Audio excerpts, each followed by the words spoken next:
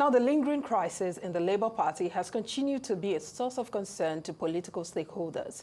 The leadership of the party, currently held by Comrade Julius Abure, who is national chairman, has been in serious dispute since the conclusion of the 2023 general elections, in which the party had a good outing. The internal rancor started with a faction led by Oshodi Apapa, who claimed to have taken over the leadership of the party after the FCT High Court issued a restraining order for Abure to stop parading himself as national chairman of the party. Now, the crisis assumed a new dimension in March when the Nigeria Labour Congress, under Comrade Joe Ajero, called for the resignation of Abure, a decision which was met with strong opposition.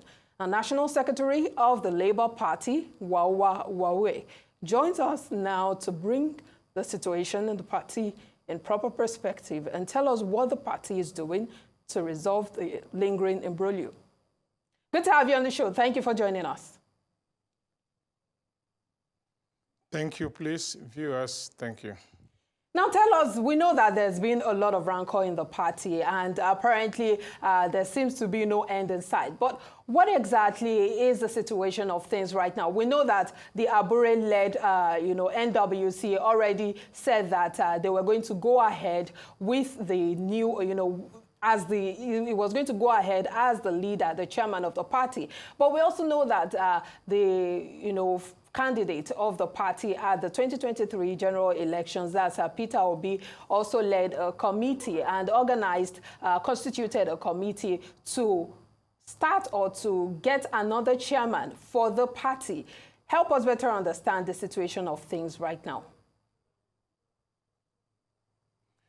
Thank you. First of all, my name is Engineer Nnawuihe Nwauwa. I'm the National Secretary of the Labour Party National Transition Committee. Yes, Abure's tenure ended on June 9th, 2024. Starting from that moment, Labour Party was functioning and things were going on. That's where the Transition Committee came in and get things going on. And we have done so many things before the Nwauwa stakeholders. The fact is this: Abure's tenure is over irrevocably. There's no ramification, there's no argument that will extend it. What Abure had in March 27 was selection, not convection. Selection. We are not new to Nigerian politics and the way party conventions are being carried out. Just like the umpire said that the selection they did at Nnewi was contrary to the Nigerian Constitution, Electoral Act, Party Constitution, and all regulations. You cannot appoint somebody to vote for you. It's never been done. But then, there was a subsisting court judgment, consented court judgment, and several mediations that stipulated how party conventions, specifically Labour Party, should be held. It should not be done in closed door. It should be all-inclusive, all-expansive. It was not carried out. The tenure of Abure got expired. It's still part of the effort to reconcile the differences in Labour Party that the Abia State Governor, His Excellency Governor Oti, and His Excellency Peter Obi came together to cause stakeholders to move a way forward when it seems as if there's no solution working out, but we know there's a solution. So as it stands now, actually, there was a stakeholders meeting. After the stakeholders meeting, the neck of the party tried to give the meeting legitimacy to make it function. That is what is going on now. But the truth remains that Abure and his National Working Committee are no longer in charge. Well, thank you so much. Thank you so much for that clarification. But we've also heard of the introduction of Calistus Okafor, who says is the new factional national chairman of the Labour Party. Can you explain what exactly is causing all these divisions and what you think is the way forward? The issue of Calistus citing consent judgment to be basis of him declaring himself as the national chairman of the Labour Party, whether he call it faction or whatever, where freedom of speech allow people to come up to say what they like. There's no factional national chairman of the Labour Party. Yes, Calistus Okafor was deputy national chairman of Labour Party. That was in 2018, 2019, and his tenure has expired. He was not able to effect the implementation of the consent judgment. He cannot remain in the office forever, only for him to come back now after it dawned on him that Abure's tenure, which he's supposed to be part of, because he was the deputy chairman of the party when Abure was the assistant secretary. That tenure, or whatever you call it, cannot remain forever. Even the consent judgment he talks about, he was not a party to consent judgment. You go through that consent judgment, his name is not there. What you have there is Labour Party. And Labour Party, even if the consent judgment assigned a particular responsibility to the deputy chairman of the Labour Party, it cannot be Calistus because his tenure is over long ago. He cannot remain in the office forever and continue answering deputy chairman. So the responsibility should fall on whosoever at the moment that is the deputy chairman of the party that will do it. That's the issue of consistency in a system. What is, let me give you an instance. What you have in Nigeria is the office of the president is constant. But who occupies that office is not constant. You cannot remain president forever. But the president remains. But who occupies it differs. He was a former deputy national chairman of the Labour Party. There's no dispute about that one. And his tenure has expired. So there could not be any basis for him to declare himself. One thing about the law is that anybody can go to court. The court will hear you first before determining whether your case has merit or not. So that is a situation. I don't see it as factional because there is still one Labour Party in Nigeria. There's no faction in Labour Party. There may be disagreement in the leadership, but that does not amount to factional Labour Party. So as we speak... That's my response. Yes, so as we speak, who represents the leader of the party? That's the Labour Party. And also, we know that there are some elections coming up. For instance, the Edo State election coming up on Saturday. How does all of this imbroglio within the party affect your chances at the coming elections?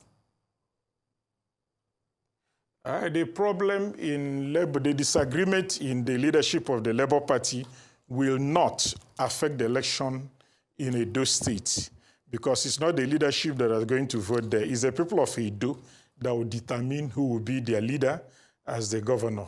Members of the Labour Party and those who believe in fair play, those who believe in social justice, those who believe that Nigeria should move forward above every consideration, who go out there and vote for Labour Party, their candidate, for the betterment of the Edo people. It has nothing to do with whosoever is the leader or chairman or secretary of Labour Party. It will not affect Labour Party chances in any way. The people of Edo will decide, not the chairman of the Labour Party, not the secretary of the Labour Party. The chairman has one vote, the secretary has one vote, even if they are from Edo State. But it's the people of Edo that will decide. And I'm confident that the people of Edo will do justice for themselves. They did it during the presidential election to say what they want. When Labour Party never had any elected official in Edo State, now there are some elected officials. I believe they are going to do better if things are going to be done fairly during the election day. Definitely, but you've not told us who sits at the leadership, at the position of leadership of the party. Who calls the shot? Yes, the position of the leadership of the party. Who calls the shot? Yes, the stakeholders met together in Nwauwa and they elected a temporary and interim leadership, which they have submitted to INEC. Now, it falls on INEC to accept, to tell us they have accepted it. So if we are to say the leadership of the party, the leaders met in Nwauwa, there's no doubt about that one. But now it's left for INEC now to respond back to it. And I believe INEC will respond. We cannot put pressure on INEC to respond, to accept. But the party will do the one they have to do. The umpire will do the one they have to do.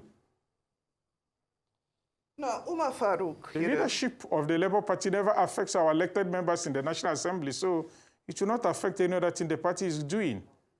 That's the way it is. But eventually, the matter is being sorted out, and it will be sorted out. That is it. Now, Mr. Umar Farouk has blamed the Abia State governor for this crisis, saying it was the governor's decision to illegitimately form a caretaker committee that is actually destabilizing the Labour Party. I'm wondering what your thoughts are on this. Was it Abia State Governor that created the problem of Abure-led National Working Committee with Elijah Papa? When Elijah Papa got court order to remove Abure from office, and the owners of the party, the political commission of the Labour Party with other stakeholders moved into Labour Party office to eject Papa and his team, he didn't remember Abia State Governor was causing problem all those while. Was Abia State Governor causing problem last year? Or is it just because the decision of Abia State Governor and other stakeholders didn't favor him this time around? All along it was favoring them. Why were they not fingering Abia State Governor? You see, that's a problem. When it favors you, you say the system is good. When it does not favor you, you say the system is bad. But the system is consistent. I don't see anything wrong about Abia State Governor calling stakeholders meeting. Abia State Governor is a stakeholder. Anyhow you look at it, he's a stakeholder. He has a stake. He's a stakeholder. He has the right, both right and left, to call for stakeholders meeting. It's all about interaction, for stakeholders to come and interact. He has the power. He has the right to do it. He did not create any confusion in Labour Party. No, he did not. He did the right thing. You know, I recently asked a member of your party who we interviewed recently this same question, because the secretary of the party had said that this was alien to the party, looking at the fact that it doesn't align with the constitution of the party. I'd like to hear your opinion on what the constitution of your party says and how these actions by the, Abia State Governor Peter Obi formed the committee, that's the NWC committee. Well, he didn't tell me the aspect of the constitution of the Labour Party that states that Abia State Governor or an elected official of the party is not a stakeholder of the party. Secondly, he didn't tell me the part of the constitution that says that without officials of the party, or when there's a lacuna in the leadership of the party, the stakeholders should not come together and save the party. The fact is this: there's lacuna, there's leadership problem in Labour Party as a result of expiration of Julius Abure's led National Working Committee. Yes, to save situation, NSC Political Commission and other stakeholders, numbering over 23 stakeholders group and associations, came together and set up the National Transition Committee. Yes, it was an interim system, an emergency system, an interim system to save situation, which they did enormous work in the party, in Nigeria, in Abuja here, and other areas. Of course, they did enormous work that are very, very visible, which I may not start mentioning all of them here, but are very, very visible. But the fact is this: what they did still remains an interim measure to save the situation. What is done at Nwauwa also is an interim measure to save the situation. That is the truth. If you write the exam and you failed, if you're a good student, you go back to write, not to continue protesting. If Abure feels that the selection he did, yes, his selection at Nnewi, the examiner refused to recognize it. If he's sure of his popularity, let him come back again and contest. It's as good as that, not to continue crying over what was illegitimate he did. He elected himself, no publicity, no form. Nobody was allowed to contest with him. There was no advert. I'm quite sure that Rice TV never carried the advert of Labour Party conducting their convention on 27th of March of this year. And I'm yet to see a national newspaper advertising the convention or selection which he did.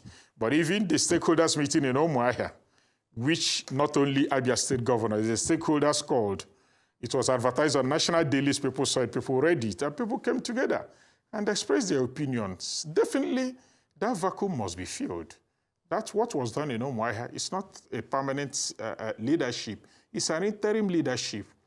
So we expect, if you are not happy, if you are grieved, come back and recontest. That is it. It's all about finding the solution. So I see nothing wrong in what Abia State Governor and other stakeholders did. That's why even the NTC, we attended, because we are stakeholders, because we are involved. You don't turn back when you are involved. So I see nothing wrong for anybody to be complaining Abia State Governor did this, he doesn't have right, he doesn't have left.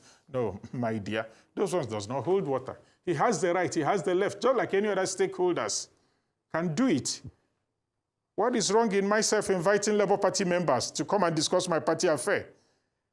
When we go out to campaign, when candidates go out to campaign, is it not party affair they discuss? When they hold meetings, so what is wrong with it?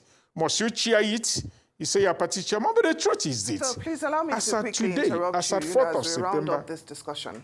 Okay, some members of your party, okay. I recall last week we had a discussion with Mr. Akin Oshotoku, and he seemed to suggest that outside interference, probably from the ruling party, might be working with the Julius Abure faction to destabilize the Labour Party. What do you make of this? Well, that cannot be far from the truth. That may not be far from the truth because every physical, every empirical evidence suggests towards that direction. But I'm yet to hold a fact to it because when you look at the behaviors of Abure, it's evident that there is outside support, outside forces in the name of supporting him to destabilize Labour Party so that Labour Party will go into crisis. And Labour Party will not be able to face election in Edo, in Ondo, and the upcoming in Anambra State. That's those party supporters, those party members, they cannot be far from the truth. That's the reality. He could be getting support from outside. Oh, well, we must appreciate you for your time. That's my position. National Secretary of Labour Party, Nwauwa Nnawuihe, thank you for your time and bringing clarification to all of these issues. We wish you all the best.